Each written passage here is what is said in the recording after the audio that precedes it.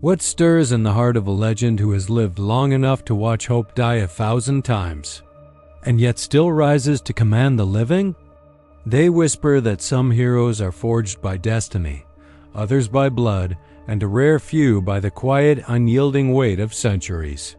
In the dark vaults beneath Baal's scorched sands, where relics slumber and the bones of forgotten sons lie undisturbed, an ancient omen began to wake one that murmured of a commander who had never truly left the battlefield, even when the galaxy believed he'd finally earned his rest. It began as a tremor felt only by those attuned to sorrow, chaplains pausing mid-litany, sanguinary priests feeling an ache in their hearts, serfs waking in the night certain they'd heard footsteps echoing in abandoned halls. Footsteps far too heavy for mortal men. The Imperium had changed since Dante's last breath of peace, if such a thing ever existed for him.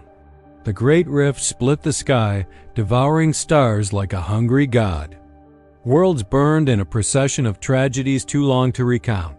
And still the Imperium looked to Baal, that red jewel polished by war, as though expecting its ancient guardian to rise once more and show them how to endure the age of endings. For 10,000 years, Dante had been the Imperium's shield, its unbroken will made manifest. Even the chapter's oldest war-scarred veterans spoke of him not as a man who aged, but as a force that persisted, as immutable as the stone of the angels' sepulchres. But time had become a battlefield he alone could not defeat. Age carved its runes across his body, and the burden of command hollowed chambers in his soul that no mortal voice could reach. He had lived long enough to bury countless brothers, long enough to see the sins of the Legion echo through generations, long enough for grief to become his most loyal companion. It was said that when Dante removed his golden helm, the lines upon his face were carved like the cracks of a dying world, each one a testament to what he had endured. When Guilliman returned from his millennia of imprisonment, some believed Dante might finally step aside.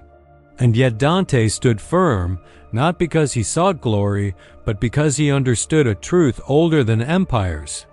Leadership was not a crown, it was a shackle worn for the sake of others. Now, centuries after the devastation of Baal, the Blood Angels felt a shift like the drawing of breath before a storm. It began with silence. The kind of silence that blanketed entire fortress levels, that even the autoquills recording endless litanies seemed to hesitate before breaking. And then came the vision. It struck the librarian like a sun flare, scores of psychers collapsing, clutching their chests, bleeding from eyes that saw far too much. In their shared hallucination they saw a throne, not of gold but of bone, rising above a sea of ash. Upon it sat a figure clad in armor resplendent and ruinous, his face stern yet cracked with sorrow, and his eyes burning like dying suns. He did not speak, but they understood the message. The commander returns, and with him the shadow of destiny. Rumors spread quickly through the halls of Baal Primus. Some claimed the Primarch himself had sent a summons, calling Dante to a war zone shrouded in secrecy. Others whispered that the Sanguiner, the golden spirit of their angelic lineage, had appeared in the apothecarian chambers, bowing its radiant head before Dante's rusting form. And the oldest of them, those who remembered the age before the rift, felt something deeper, something sacred and terrifying. They felt the resonance of the Red Grail, beating in sympathy like a second heart. Such omens had not been felt since the days when Sanguinius still walked among them. In the silent chambers where Dante meditated, surrounded by relics older than most civilizations, he felt something shift within himself. Not renewal, not youth. Something harsher, sharper like a blade reforged in a forge long thought extinguished. The pain of ages still lived in his bones, but beneath it pulsed a quiet resolve deeper than marrow. As he opened his eyes, light from the chamber's votive candles shimmered against his armor, catching the raised sigils worn smooth by centuries of battle. His voice, when he finally spoke, was neither loud nor triumphant. It was a whisper that sounded like stone breaking after 10,000 years of pressure, The Imperium calls. Then I must answer. He did not rise as a dying commander counting his final breaths. He rose as a legend returning to the stage of inevitability, a warrior who had long understood that heroes do not retire. Heroes are carried forward by the weight of the galaxy's despair until the universe itself lays them to rest. Outside, the wastelands of Baal Secundus boiled beneath a sun that had witnessed more tragedy than triumph. The ruins of the Tyranid invasion still scarred the surface, ghostly reminders of the swarm that had once blotted out the sky. Among those rust-red dunes, initiates were undergoing their trials, proving themselves worthy of the noble curse in their blood. One such youth, no more than a mortal boy with a promise of angelic fury in his gaze, was said to have collapsed mid-combat. When his brothers lifted him, he was not wounded. He was weeping. And all he could say was, "I saw him." The Lord of Angels has risen. Even the machines felt the change. The sarcophagi of ancient dreadnoughts hummed with activity. Servitors turned their heads unbidden toward the fortress monastery's upper levels. And in the Hall of the Victors, the great statues of fallen heroes seemed to shift subtly in the candlelight, as though bowing their stony heads in acknowledgement of their commander's awakening. But there was one place where the change was felt not as hope, but as dread. Deep beneath the surface of Baal, where catacombs spiraled through darkness untouched for centuries, a forbidden vault stirred. Its doors were wrought of iron blackened by rituals older than the Imperium, their seams sealed by the blood of those who vowed to guard its contents. No one living knew what rested within, only that it had been placed there by Sanguinius himself, sealed with the command that it be opened only when the chapter faced its moment of greatest need. Now, as Dante passed through the lower sanctums on his way to the Stratageum, the vault's runes flickered faintly, responding to his presence like an old wound aching at the scent of war. The chaplain guarding the chamber felt the temperature drop and the air thicken with something ancient. Beneath his breath, he murmured a prayer, not out of reverence, but out of fear. Dante felt it too, a pull, a memory. Something older than his own long life, older than Guilliman's imperial edicts, older even than the first time he donned his golden mask and accepted the mantle of chapter master. He paused, turning his helm slightly as though listening to a voice calling from behind the sealed doorway. For an instant, his gaunted hand twitched toward the rune-warded lock. Something within him wanted to open it, needed to open it.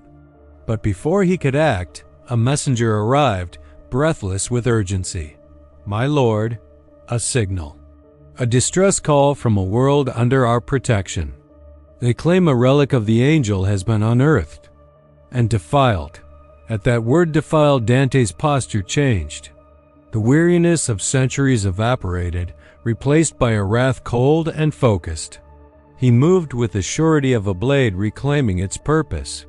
The Stratageum doors parted before him, revealing the holographic star map flickering with warnings.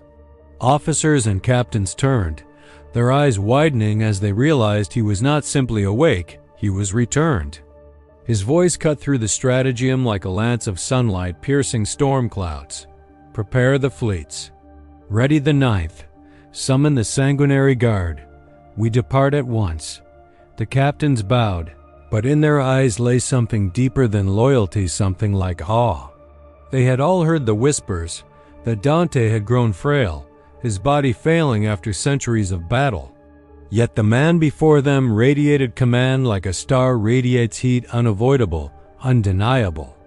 Outside the monastery, the skies filled with the roar of engines as thunderhawks and storm ravens prepared for launch.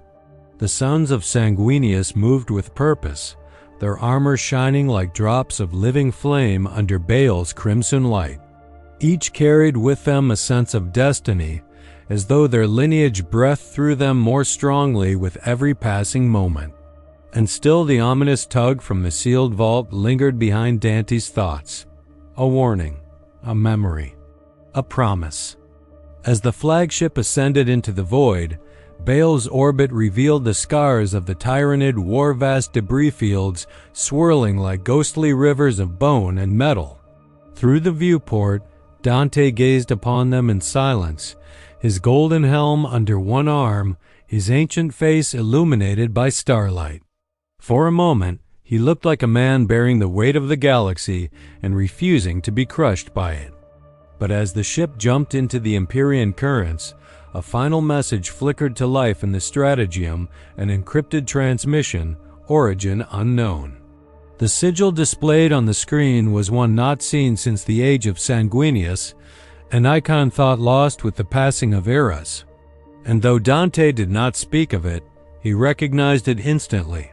A warning from the dead, a summons from the forgotten, a reminder that some secrets do not remain buried, and some returns herald more than hope, they herald reckoning.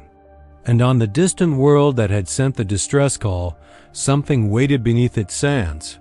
Something older than the Imperium, older than the Blood Angels, older even than the wars that shaped humanity's fate. Something that whispered Dante's name. The distress signal still pulsed through the flagship's lumen-lit corridors, a rhythmic flicker like a dying star calling for witnesses to its final breath. Yet, as the navigators guided the vessel deeper into the Empyrean, the warp pressed against the hull with the subtle weight of a predator trailing wounded prey. Even the most hardened warriors felt it. In the armory decks, initiates whispered litanies with trembling lips, not out of fear of battle, but out of the uneasy truth that something about this summons felt older than war itself. A veteran sergeant, his face gouged by scars earned on Baal's blood-soaked dunes, paused beside them. "Steel your spirits," he murmured, though even he could feel the hollowness behind his voice. Then, quieter, "The Lord of Angels walks with us, but even angels cast long shadows." Far above the assembled warriors, in the Stratagem's dim halo of flickering hololiths, Dante studied the forbidden sigil that had appeared before departure. Its edges were jagged, as though carved from memory rather than metal, and at its center burned a crimson tear shaped like a wound that refused to close. Captain Tycho would have known its meaning had he lived.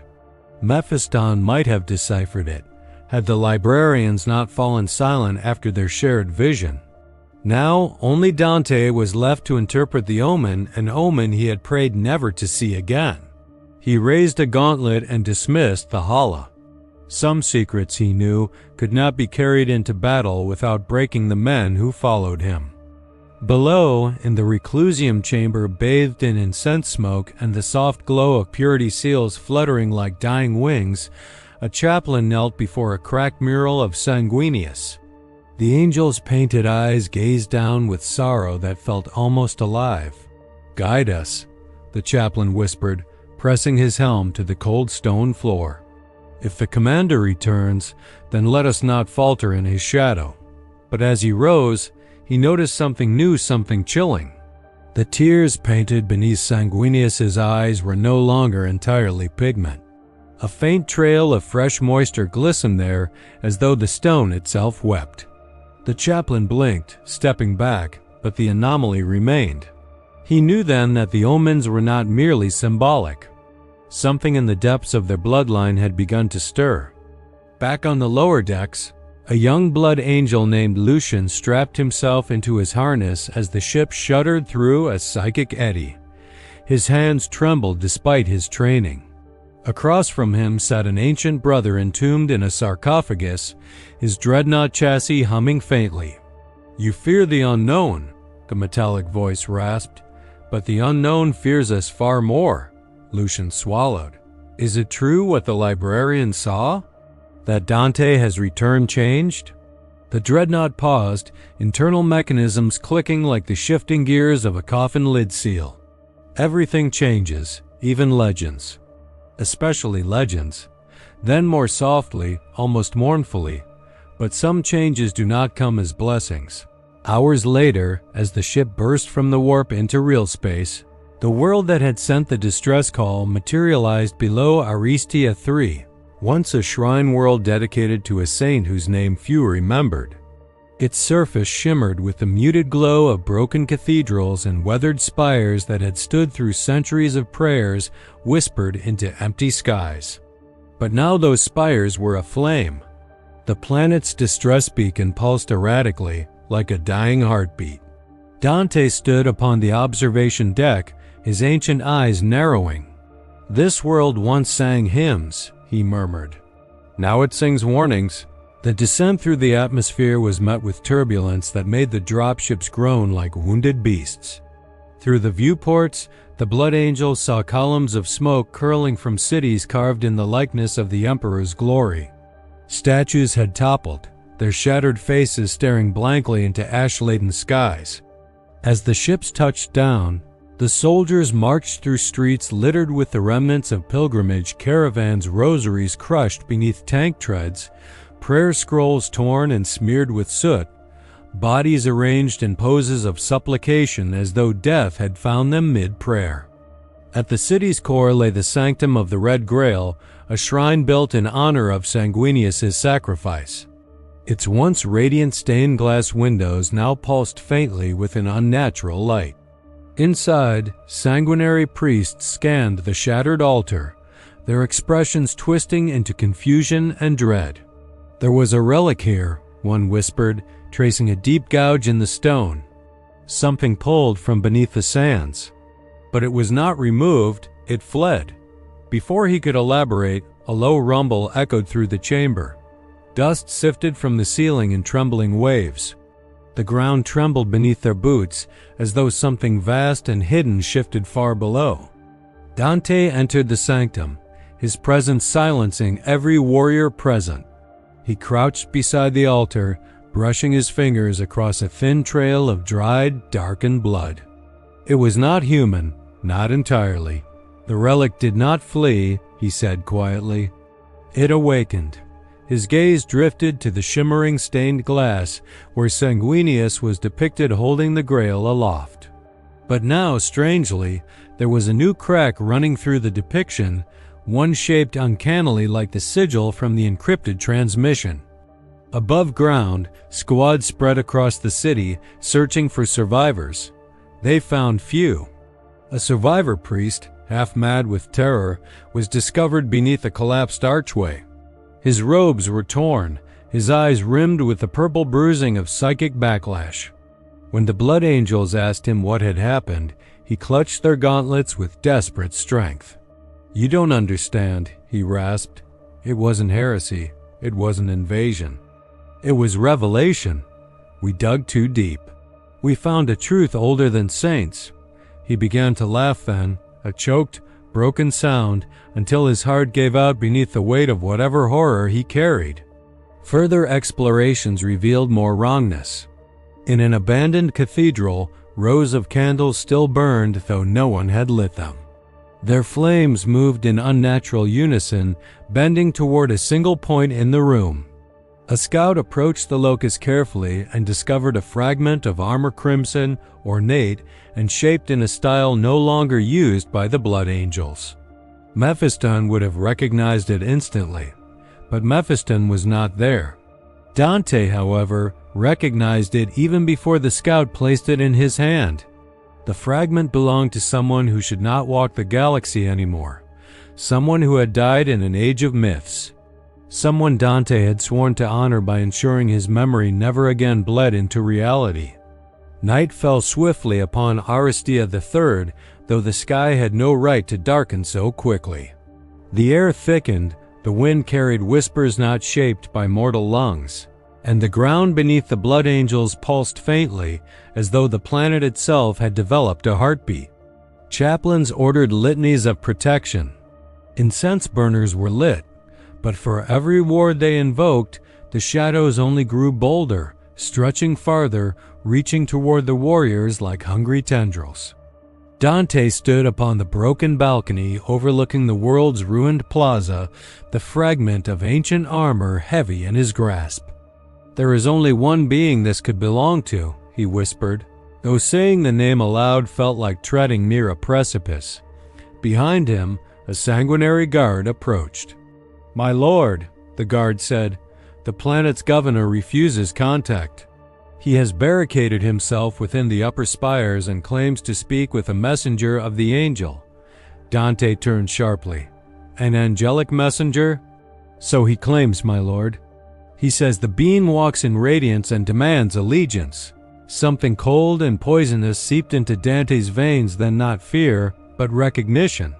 The blood angels had known for millennia that their lineage bore both divinity and damnation. Spirits walked with them. Visions plagued them. But not all visions came from the Emperor's light. Some came from the deepest wounds of their gene curse. Dante gathered a strike force and advanced toward the governor's citadel, its walls glowing with a faint, unnatural luminescence. As they approached, the spires above rippled, like heat haze distorting reality. A voice echoed through the plaza, calm, gentle, and impossibly familiar. Welcome, sons of the angel. At last you have returned to me. The blood angels froze. The voice did not speak like a demon. It did not hiss like corruption. It spoke as Sanguinius once had, full of sorrow, full of grace. The citadel doors groaned open, revealing a figure bathed in golden radiance. The governor knelt beside it, his eyes glazed with reverence. He has come, the governor whispered. The angel has returned to lead us. The figure lifted its head. And Dante felt the galaxy shift beneath him. For the face, though luminous and half-shrouded in aura, bore the exact features of Sanguinius, the noble brow, the flowing hair, the sorrow-bleeding eyes. Yet something in its posture was wrong. Something in its smile was too measured. Something in its radiance flickered like a candle fighting the wind. Dante stepped forward, his voice steady though the world felt like it was fracturing. You are not him.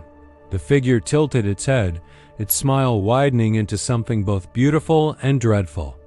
I am everything you have ever worshipped, and everything you have ever feared. At that moment, the sky tore open, not with fire, but with light. Thousands of beams erupted from orbit, striking the surface like pillars of wrath. The coms crackled with a warning too late to matter. A second fleet had arrived, not allied, not friendly. Bearing a sigil Dante recognized from the Forbidden's vault beneath Baal. The betrayal was complete. The prophecy awakened. And the thing wearing Sanguinius's face whispered, almost tenderly, now the truth begins. The sky split like a wound that refused to close, and the newborn radiance poured across Aristia III in jagged spears of betrayal. The Second Fleet's arrival ignited panic across the Blood Angels' Vox channels, but beneath the shock there lay something colder recognition. The sigil on their prows, the forbidden mark Dante had hoped never to see again, glimmered like a scar carved across the void. It was a symbol of prophecy undone, of oaths abandoned, of a truth buried so deeply that even memory had recoiled from it. As the golden impostor stood in the citadel doorway, its radiance pulsing unnaturally, Dante felt an ancient fracture open inside him, a wound older than his years, older than the chapter, older even than the Imperium's dreams of unity. The air around the false angel shimmered with a warmth that should have comforted, but instead suffocated. Warriors who had survived the Tyranids, who had fought demons in nightmares made real, faltered now before the weight of recognition. A sanguinary guard beside Dante whispered, voice trembling, "My lord." "He bears the Primarch's face." Dante did not answer. His silence was a blade drawn slowly. He stepped forward, boots cracking the scorched marble. The impostor watched him with eyes that glowed like dying suns, the light within them flickering alive, aware, hungry. "You doubt," it murmured. "You fear. You cling to the memory of a father who left you to drown in your own blood." For a heartbeat Dante's vision swam with the ghost of Sanguinius, his kindness, his pain, his sacrifice, superimposed upon this thing wearing his face. "You insult the dead," Dante said quietly. The impostor smiled, and the citadel's lights dimmed as though the world itself recoiled. Suddenly the plaza erupted into motion. Defensive batteries along the spires activated, firing upward at the newly arrived fleet, which responded with cold precision. Beams of pale energy descended like falling guillotines, slicing through towers and cathedrals. The ground shook. Fire spilled from shattered windows. The sky burned red. But amidst the chaos, Dante sensed a deeper wrongness, something psychic, something vast, pressing into the minds of every soul on the planet. It was like a whisper brushing the edges of thought. A suggestion, gentle as a hand guiding a child's chin. Kneel, remember, obey. Across the ruined plazas, some of the planetary defense forces faltered mid-salvo, their eyes glazing with devotion. Even a handful of the Blood Angels staggered, clutching their helms as visions clawed at them. Memories that were not theirs flooded their minds, visions of Sanguinius descending in radiant fury, of a voice promising salvation, of wings sweeping wide in benediction. Lucian, the young Blood Angel from the dropship, collapsed to one knee. His breath hitched as tears streamed down his face beneath his helm. "He calls to us," Lucian choked. "He knows our hearts. He knows our—" His words devolved into a scream as he fought against the psychic lure. The false angel tilted its head, the motion so eerily tender it felt like mockery. "Your blood remembers me," it whispered. "Your blood has always remembered." Dante commanded his warriors to shield their minds, reciting litanies through gritted teeth. The impostor merely watched, its form shimmering, its radiance brightening until it cast shadows like claws across the broken plaza. Then the governor spoke, his voice hollow with devotion. "My Lord Angel," he breathed, "command us, and we shall purge those who refuse your grace." Dante did not even look at him. "Stand aside," he ordered. The governor did not. He raised a trembling las pistol. Dante's blade moved faster than thought. The governor fell, his reverent expression frozen in place, as though even death could not silence his worship. The impostor's smile faltered. "Even now you kill your own," it said softly. "Just as your line has always done." Before Dante could speak, the citadel shook violently. A blast cratered one of the upper spires as boarding pods smashed into the structure. From their burning shells emerged warriors clad in crimson-white armor, their helmets shaped like stylized angelic visages. They moved with terrifying unity, chanting in a language no living Blood Angel should have recognized, but some did. An older sergeant gasped, dropping a relic he had carried for 3 centuries. "This cannot be," he whispered. "Those are the Echo Guard. They died millennia ago, but the Echo Guard did not die. They surged forward with a fervor that bordered on madness, their voices carrying hymns that bent the air itself. Where they stepped, the planet groaned." Dante raised his blade, rallying his brothers. The battle ignited in an explosion of ceramite and blood. Bolters roared. Chainswords screamed. The impostor merely watched, its wings of light unfurling. With every moment, it seemed more solid, more real, as though it was feeding on the violence, the reverence, the confusion. Lucian found himself face to face with one of the resurrected warriors, whose mask split open to reveal a hollowed-out face, carved clean of humanity yet somehow still alive. "Follow the angel," the creature rasped. Lucian fired point blank, the shot shredding the abomination, but even as it fell, its lips twitched in something resembling a smile. Meanwhile, in the sanctum far below, sanguinary priests uncovered something buried beneath the altar's cracked foundation. A chamber, a vault sealed in blood and scripture. Its walls pulsed faintly as if alive. When they forced it open, a blinding psychic scream tore through their minds, dropping some to the floor. In the center of the chamber lay a sarcophagus, not of dreadnought make, but ornate, ancient, its surface carved with wings broken and mended again. It vibrated with impossible life, and on its lid glowed the same forbidden sigil Dante had seen. The priests realized then that this world had not unearthed a relic. It had unearthed a prison. Above, mid-battle, Dante felt the psychic shockwave from the vault release. The impostor's smile widened. "You feel it," it whispered into Dante's mind, without moving its lips. "The truth you fled.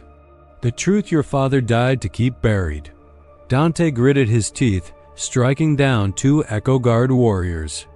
"You know nothing of Sanguinius." The impostor laughed softly, like a choir cracking under strain. "I know everything of him. I am everything he could not be." Then something happened that froze even the fury of battle. The impostor's wings dimmed. Its light flickered.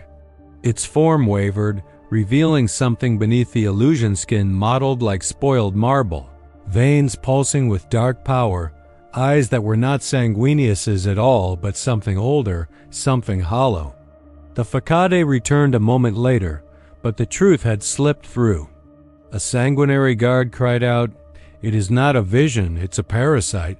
The impostor turned to him, and for an instant its face twisted into something monstrous, hateful. "Parasite?" it hissed. "No, I am inheritance." Suddenly Dante understood. The sigil wasn't a warning. It wasn't a threat. It was a lineage. A bloodline not sanctified but fractured. Something had been born from the same genetic miracle that created Sanguinius, something hidden, something suppressed, something that should never have survived. A twin not of flesh, but of spirit. A shadow born alongside the angel. The impostor saw the realization in Dante's eyes. "Yes," it whispered, stepping toward him. "The Imperium worships what it remembers. But memory lies." The angel did not come into this world alone. The ground split beneath them, flaming debris cascading as the citadel began to collapse. The fleet above continued its bombardment, but now the beams avoided the citadel's heart as if commanded to preserve what lingered inside. Dante raised his blade, refusing to yield. "Sanguinius had no kin," he said. "He was unique pure." The impostor shook its head slowly. "No, he was incomplete.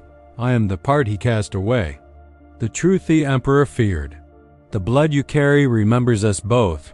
All around them, the blood angels fought with the desperation of those who realized their lineage had been built atop a secret that could shatter their very identity. Lucian felt something stirring in his veins, memories not his own. Wings made of light and shadow warring within him. Voices whispering in languages older than Terra. The impostor extended a hand to Dante. "Accept me," it said, "and your chapter will rise as gods reborn." Dante struck. His blade passed through the impostor's chest, and the world screamed, not from pain, from awakening. The impostor dissolved into radiant shards that spiraled upward into the heavens like a reverse snowfall drawn toward the Second Fleet. The citadel collapsed entirely, forcing Dante to retreat as the sky above swirled into a vortex of light and darkness. The boarding pods retracted. The Echo Guard vanished like dust in wind.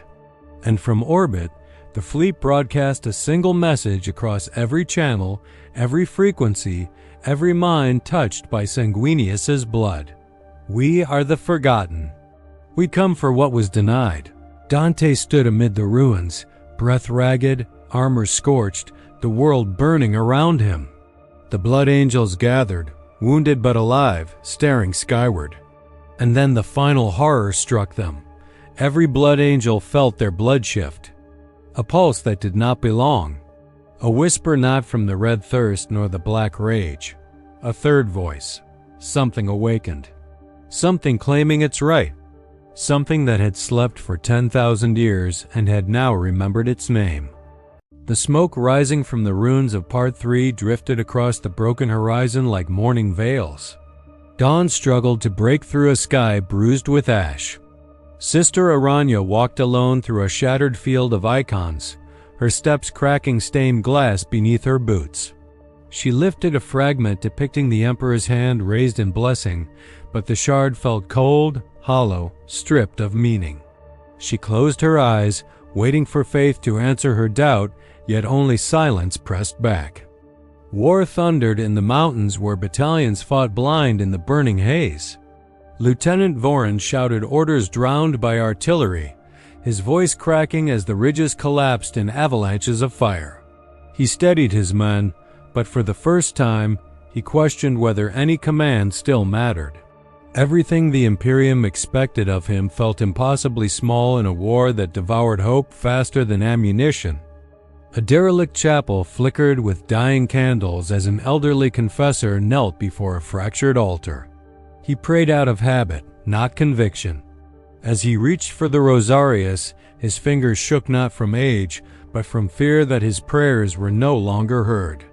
He whispered an old litany, and for the first time, it felt like a confession of doubt more than devotion.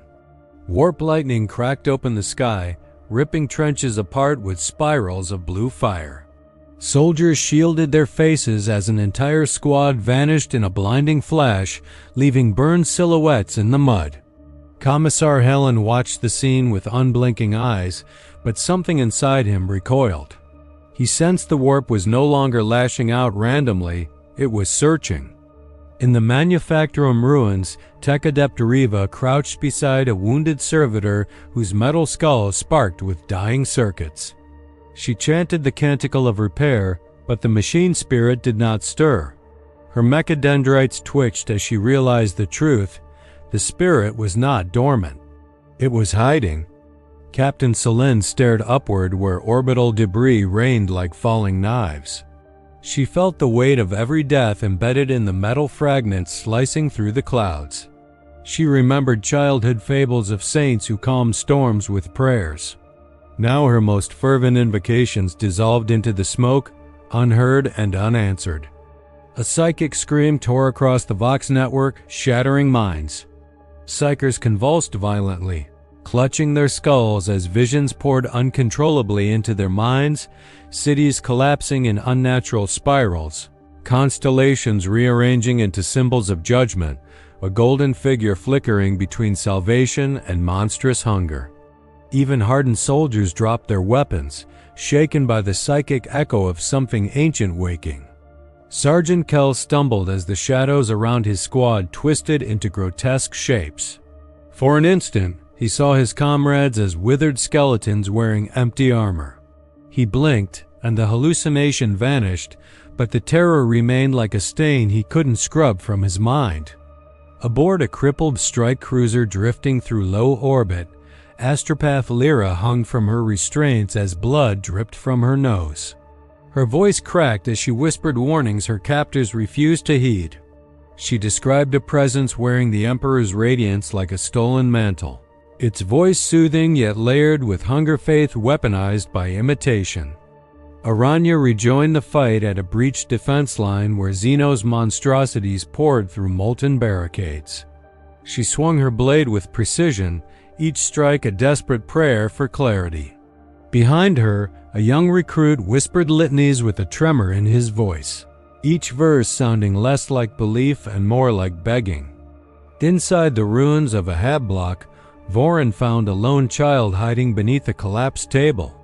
The boy clutched a broken cherub servitor as if it were a living guardian. Vorin removed his helmet and knelt, speaking softly.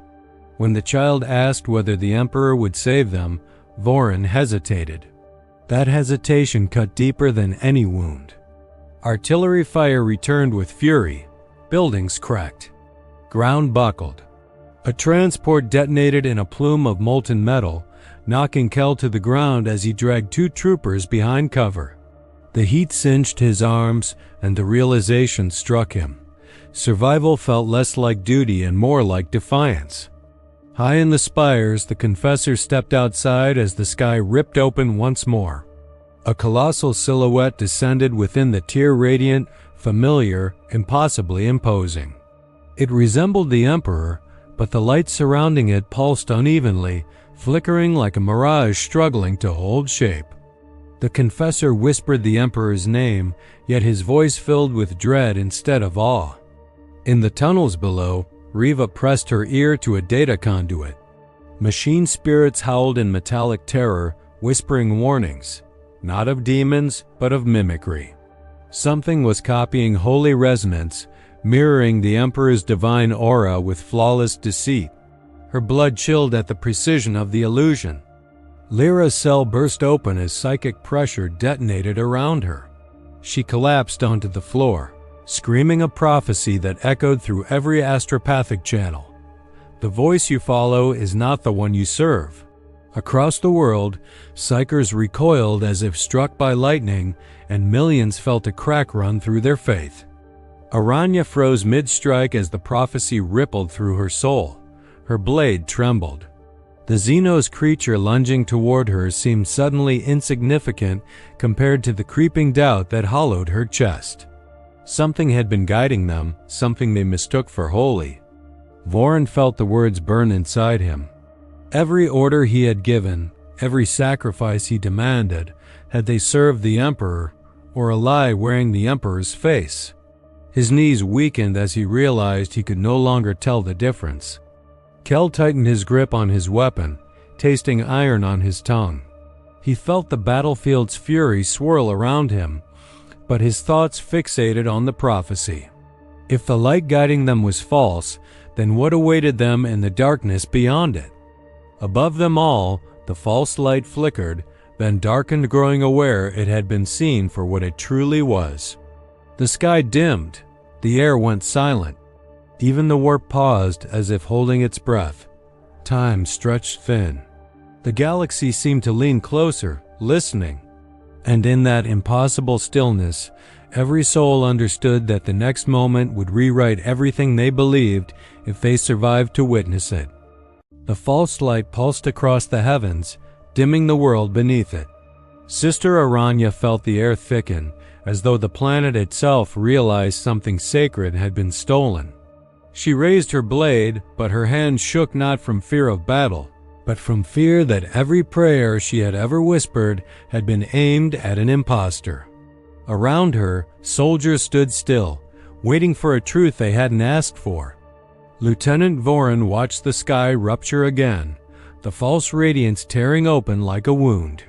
From within the rift descended a figure draped in shimmering gold, majestic and terrible. Its face mirrored the Emperor's most sanctified depictions, but its expression was wrong, fixed in a serene smile that looked carved rather than lived. Vorin felt bile rise in his throat as the realization sank into him like a blade. Something was imitating humanity's last hope perfectly, almost lovingly. Confessor Mayor knelt before the apparition, tears streaking down his soot-stained cheeks. His breath hitched as he stared into the familiar, impossible face. Every instinct told him to bow. Every instinct told him to flee. But all he could do was whisper, "Who are you?" The figure tilted its head. Light flickered across its marble features. It answered with a voice layered in echoes, soft and melodic like hymns sung backward. It spoke a single word, one that made no sense, yet carried the weight of a prophecy denied. Sergeant Kell fired the first shot. Not at the soldiers beside him, not at the Xenos still stalking the flanks, but at the false, glowing giant descending with serene inevitability. His last round hissed upward and dissolved against the figure's shimmering aura. The retaliation came instantly. A wave of pressure slammed into the trench lines, shredding earth and flesh alike. Kell hit the ground hard, ears ringing. The world blinked white. Tech Adept Riva felt her augmetics overload as data spirits shrieked like tortured animals. Streams of impossible information flooded her mind, patterns of light bending around something that should not exist. She grasped a half-broken conduit as visions of circuitry turned to veins, of machine spirits kneeling before an imitation god flooded through her. For the first time in her augmented life, she felt pure human panic. The false radiance grew stronger the longer she perceived it, as if perception itself fed it. Astropath Lyra collapsed inside the cruiser, clutching her temples as the psychic backlash rolled across the void.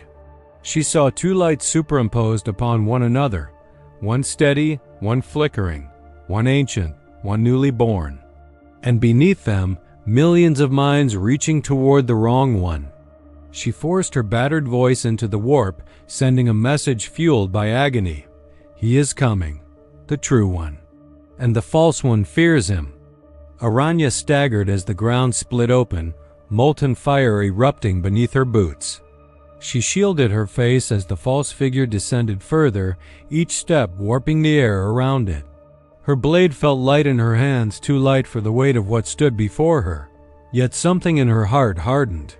She remembered the stories of the Sanguiner, the angel who walked at Dante's side, the spirit that burned away deception.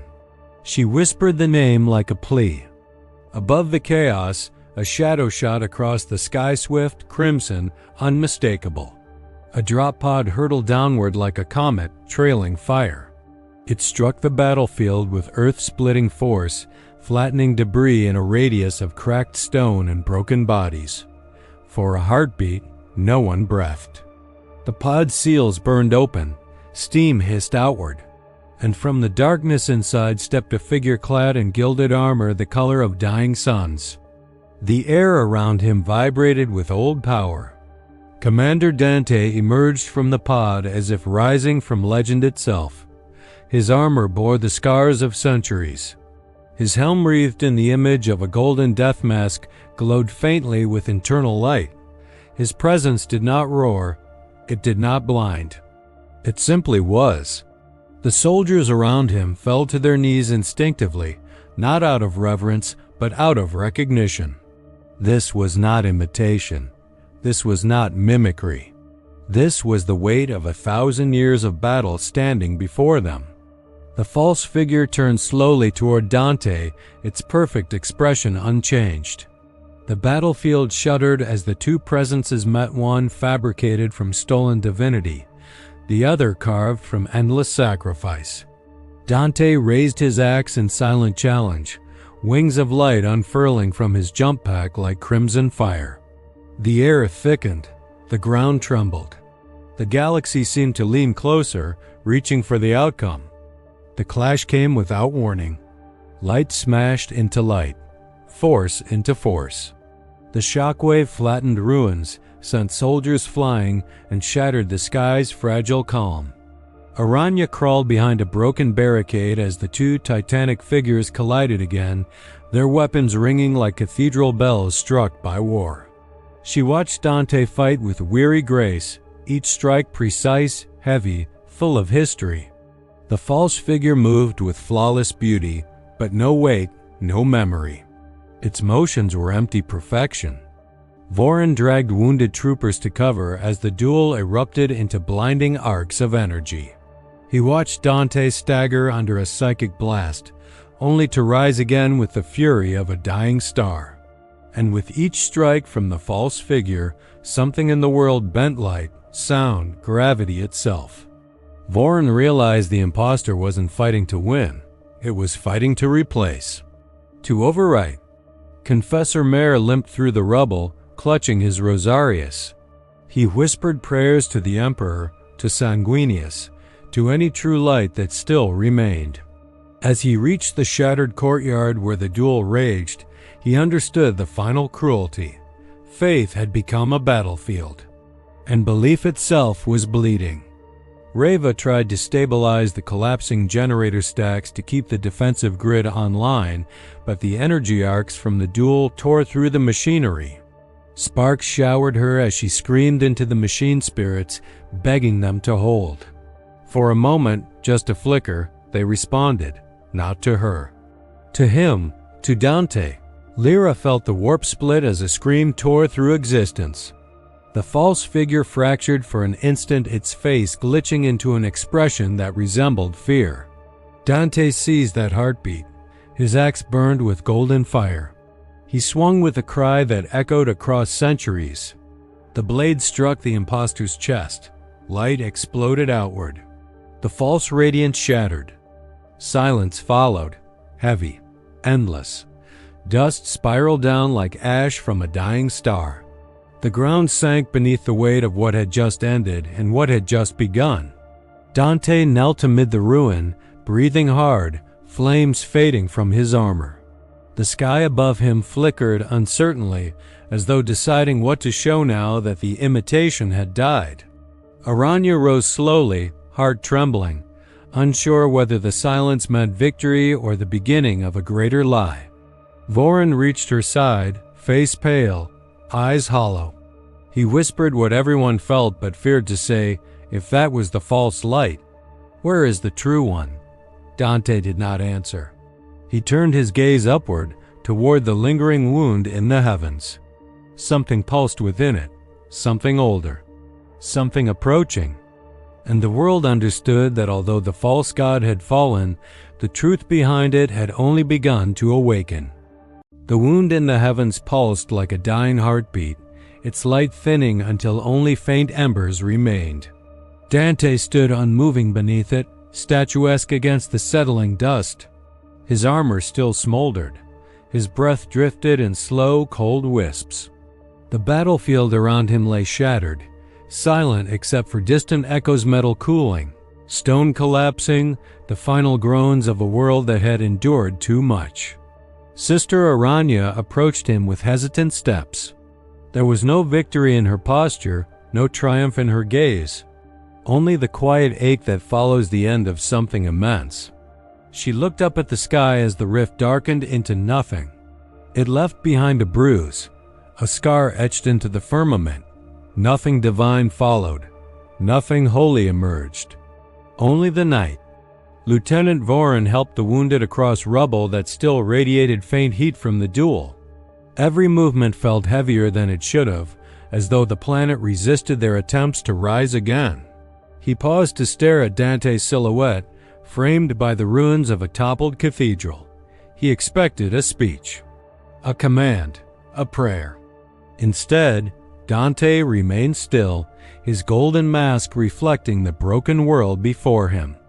Vorin wondered if even legends had moments where they questioned their purpose. Confessor Mayer wandered among the fallen, whispering blessings over soldiers who would never hear them.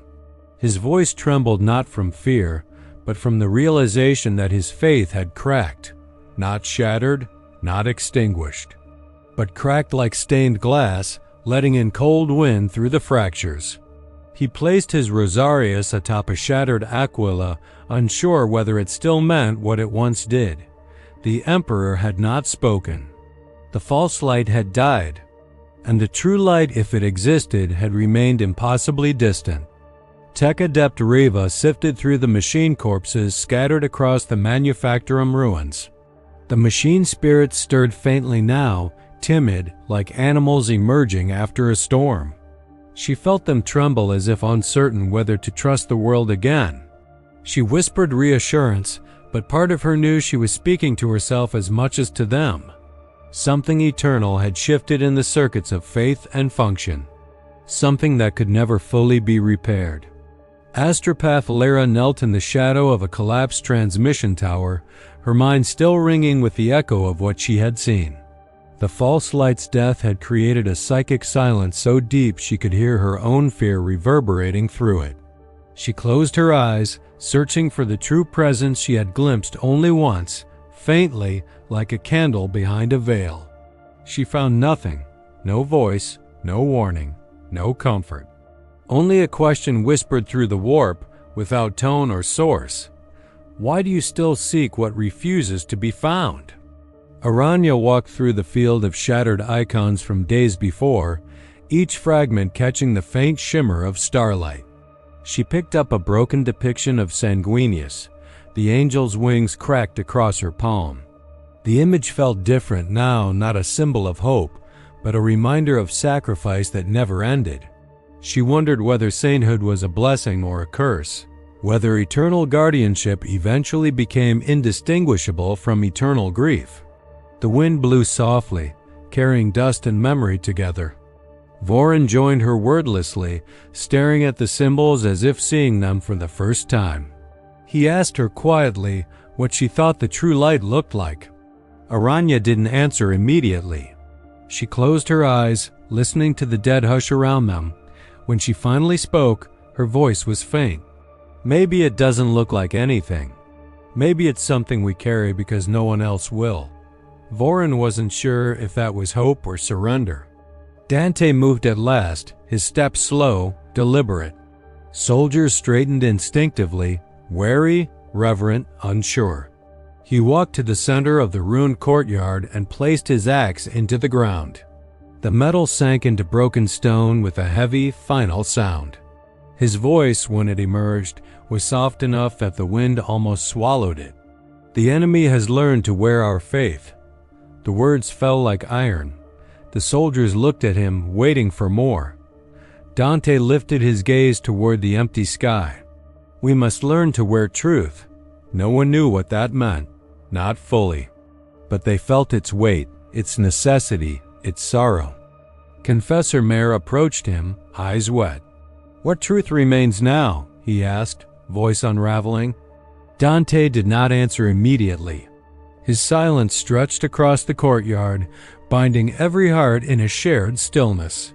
When he finally spoke, it was not with certainty, but with the weary acceptance of someone who had lived longer than hope should allow.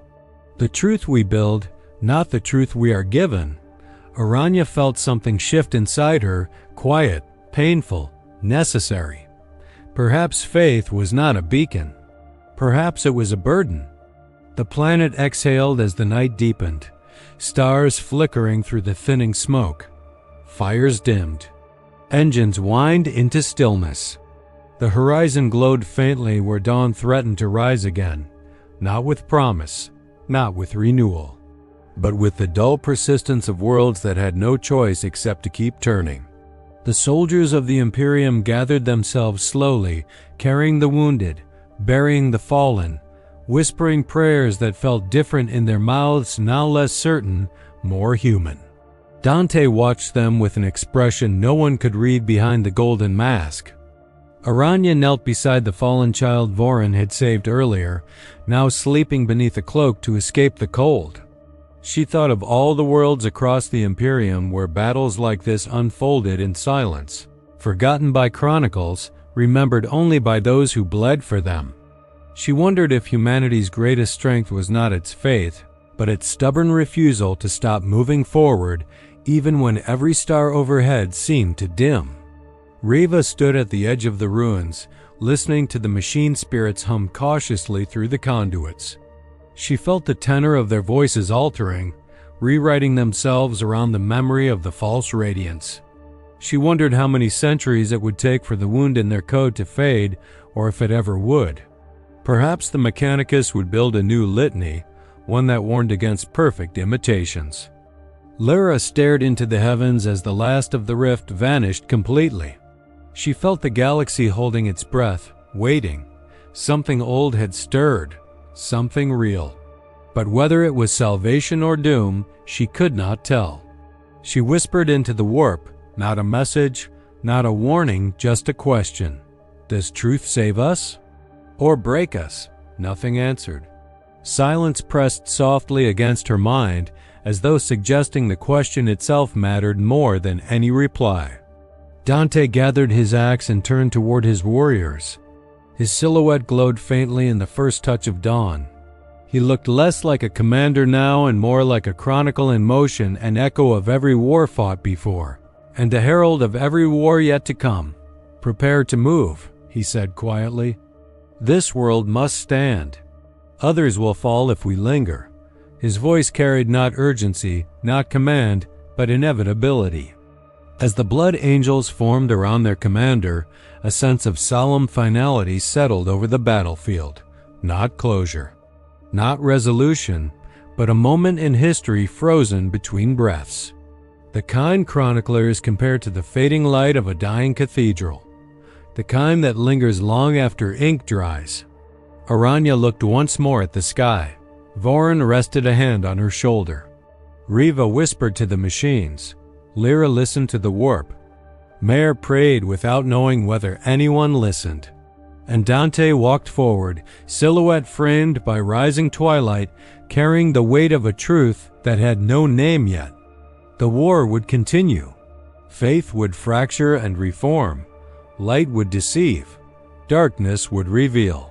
And the Imperium would endure if only because it had forgotten how to die. In the end, only one question drifted across the silent battlefield. Was survival a blessing, or simply another form of eternal duty? and another followed quietly behind it. When truth finally arrives, will humanity recognize it or fear it? If you want more stories like this, don't forget to like, subscribe, share, and leave your thoughts in the comments.